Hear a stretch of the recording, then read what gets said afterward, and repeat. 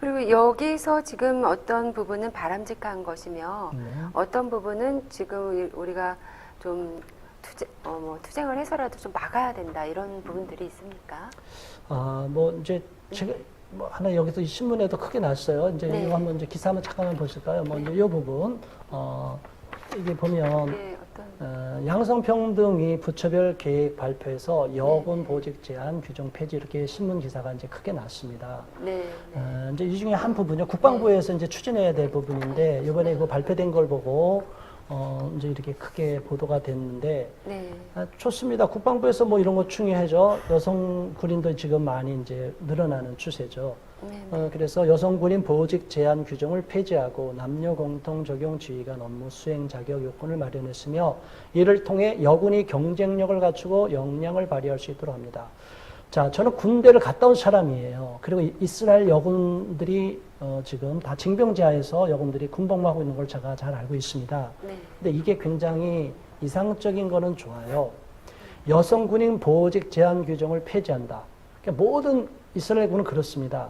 여성도 탱크 부대에 다 들어가요. 네. 기갑 부대도 들어가요. 네. 그럼 한여름에 그 안이 얼마나 더워요. 네. 남녀 다 우통 벗어야 돼요. 이게 이제 이런 실질적인 문제가 있어요. 우리 군대 가면요, 그냥 한여름에는 막 씻기도 못하면 그냥 우통 다 벗고 그냥 막 입고 그래야 되는데, 남녀가 다 그냥 똑같은 부대에서 똑같은 자리를 해서 야전에 다 뒹군다.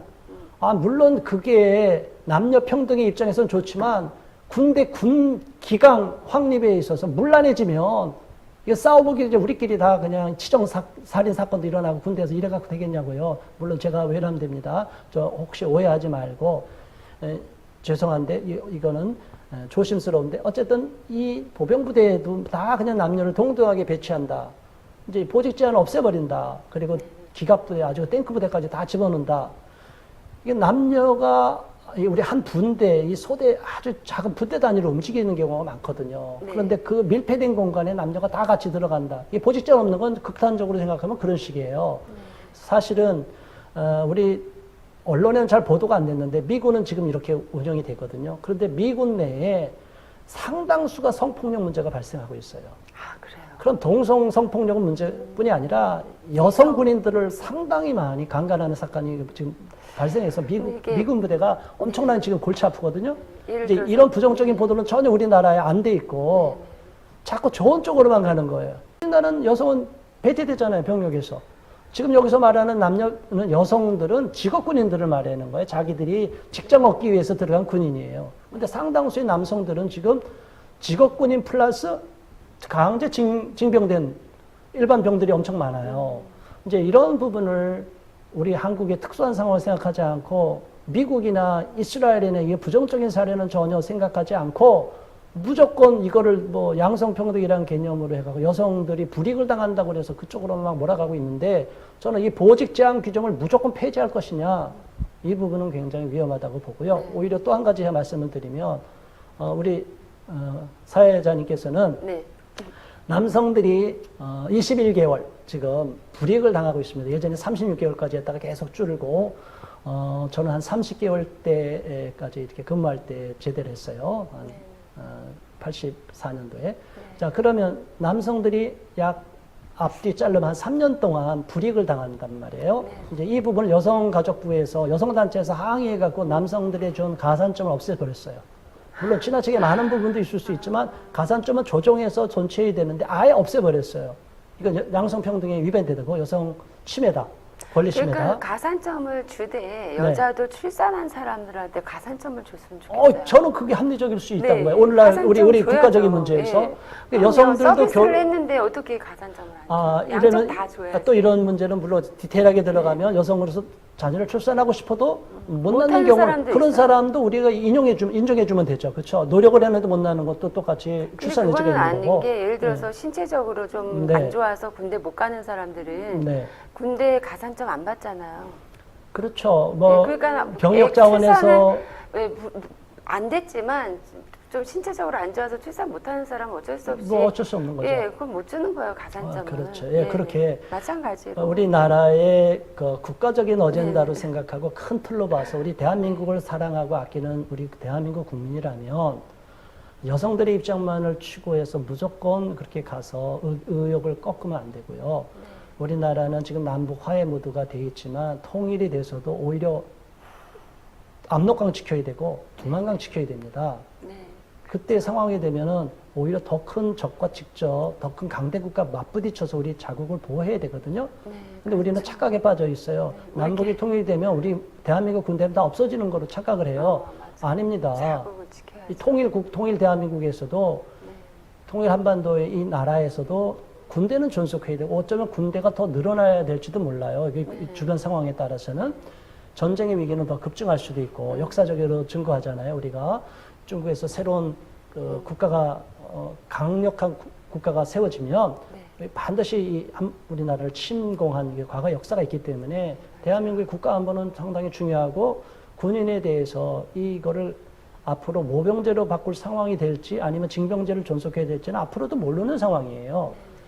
그런데 징병제로 인해서 불이익을 당하는 남성들에 대해서 일방적으로 다 그냥 배제시키고 여성들은 결혼도 안 하고 출산도 안 하면서 권리만 찾겠다. 여성으로서 동의가 안 되시죠, 그 부분은.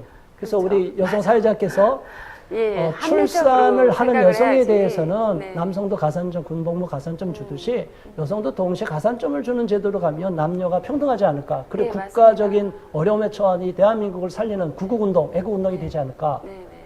아유, 저는 박수 쳐주고 싶습니다. 네. 예, 맞습니다. 지금 출산도 안 그래도 되게 줄어들고 있는데 출산을 한 사람들한테 가산점을 또 주고 네. 또 뭐 심지어 나중에 가서 뭐 월급제를 뭐 도용을 한다든가 그런 발전적인 요소도 있을 수도 있고 네. 뭐 여러 가지가 있는데 무조건 그 남자 쪽 주지 마라라는 것보단 남자 쪽을 주면 그렇게 해서 주면 네. 균형을 맞춰서 여자 쪽도 이거 이렇게 해서 이거를 함께 주고 이런 식으로 하는 게 그러면 더 낫지 않을까. 그러면 제가 한 가지 질문하겠습니다. 네. 그럼 여성단체와 네. 여성가족부에서 동의할까요, 안 할까요? 저는 합리적인 사람들이라면 할 것 같아요. 저는 네. 짐작하건대 다 반대할 것 같습니다. 왜냐하면 페미니즘 정책에서는 네. 기존의 양성 체제, 네. 가부장 체제 자체가 여성을 붕괴돼야 되니까. 박해하고 네. 억압하는 구조라고 저들은 그런 교육을 받아왔어요. 그런 프레임으로 지금 계속 공격하는 거예요. 네. 그러니까 이런 그- 합리적인 의견이 여성 입에서 나왔음에도 불구하고 이 사람들은 친남성적인 여성이에요. 우리 사회자님은 그러면 저쪽에서는 오히려 수용이 안 되고 오히려 그러니까는 배제시키지 않을까 네, 싶습니다. 무슨 말인지는 이해가 가는데 저는 사실 친남성적인 사람은 아니에요. 네. 오히려 되게 여자 편인데 요즘에 여성 인권이 사실은 너무나 한쪽으로 편향되어 있다는 생각을 많이 하면서 네. 거기다가 편향되어 있으면서 뭔가 이렇게 잘 이루어져 가면 모르는데 그래 기다리면 저것도 정반합으로 해가지고 뭐 나중에 잘 되겠지 하면 모르는데 네. 너무 사회 파괴적으로 가니까 네. 조화와 균형을 찾는 여성 인권 네. 저는 그거를 많이 얘기를 하고 있어요. 네, 그래서 또 한 가지 제가 말씀드리면 이제 이 문제가 국방부에 있지만 우리가 교육부 네. 지난번에 다뤄봤었는데요. 교육부에서도 이제 어떻게 이제 나오냐면 전임 교원과 신임 여성 교원 비율 등 양성평등 관련 주요 지표를 대학 정보 공시 항목으로 반영하여 대학이 자율적으로 여성 교원을 확대해 나가도록 독려합니다. 자, 초등학교 외에 뭐 중등부나 중고등 학교나 이제 대학교에서는 이제 남녀가 이제 좀 안 맞을 수 있죠. 네, 네. 근데 지금 이게 역전이 된 상황이 있어요. 어디요? 초등학교는 지금 여교사가 압도적으로 많잖아요. 자, 이 교사는 부분, 그렇죠. 네, 교사로 되고, 물론 이제 교직원까지도 이제 어떻게 될지는 이제 저 비율을 봐야 되지만, 네, 네. 이런 부분을 우리가 양성평등 비교형은 양성평등이라는 건 뭐예요? 한쪽이 불균형이 되면은 균형으로 잡아주는 거죠. 네, 이쪽이 불균형이 돼도 이쪽을 또 잡아줘야죠. 네, 네. 근데 안 해요. 밸런스를 이루어서. 예, 근데 초등학교는 아예 배제시켜버려요. 그러니까 이게 대학 교원 막 나오잖아요. 대학이 자율적으로 여성 교원을 확대해 나가도록 독려한다. 대학 교원도 잘못된 거는 이렇게 확대해 나가는 거 좋다. 그러면 저도 동의해요. 그러면서 초등학교 교원도 아이들이 남성 교사로 인해서 배울 수 있는 부분도 있어야 되는데 거의 대부분 6학년 동안 남성 교사 만나지도 못하고 졸업하는 학생들도 있어요. 지금. 네, 네. 뭐 완전히 거의 압도적으로 여성 교사가 많으니까. 자, 이런 경우는 건강한 남녀 가치관 형성을 위해서도 이 부분은 국가적으로 미래를 바라볼 때도 좀 이렇게 조정을 시켜주면 어떨까? 이렇게 부족한 그 중고등부나 중고등학교나 대학교에서는 이렇게 좀 지원해 주듯이 이쪽에서 너무 이쪽으로 쏠려 있으니까 이 남성이 적으니까 이렇게 좀 올려주는 쪽으로 이렇게 정책을 양쪽을 이렇게 조화를 이루면 얼마나 좋을까? 그런데 그 부분을 아예 빼버리고 대학 교원들은 이제 반영이 이렇게 돼야 된다. 대학에서는 이렇게 돼야 된다. 대학의 교원이 물론 여성이 작은 건 맞죠? 네. 근데 거기에는 여러 가지 복합적인 요인이 있을 수 있는데 그건 다 생략해버리고 어쨌든 그건 둘째치고 여성을 대학교에서는 적으니까 자꾸 강화시켜줘서 양성평등으로 가야 된다. 여성 교원 더 확보도록 압력을 넣어야 된다. 교육부가. 근데 교육부가 관장하는 게 대학만 관장하냐고요. 초등학교부터 다 관장하지 않습니까? 그러니까 이런 부분에 대해서 여성단체나 여성가족부나 이런 모든 양성평등위원회 기본 정책 계획 속에 젠더 개념이 들어와 보니까 여성은 자꾸 피해받고 압박받는 구조, 그러니까 피해와 압박받고 불이익당하는 부분만 자꾸 확대시키는 거예요. 네네. 이게 과잉 일반화 시켜버리는 거예요. 과잉 일반화. 이게 문제가 되는 거죠. 이게 골고루 가는 균형을 갖지 않고 상식적인 게 아니라 자꾸 여성들 박해 피해자 프레임으로 가는 거예요. 그러니까 이 부분이 균형점을 잃어버리기 때문에 맞습니다. 아쉬운 게 있어요. 맞습니다. 하나로 들어가 버리면. 네, 조화와 균형이 되게 중요하고. 네.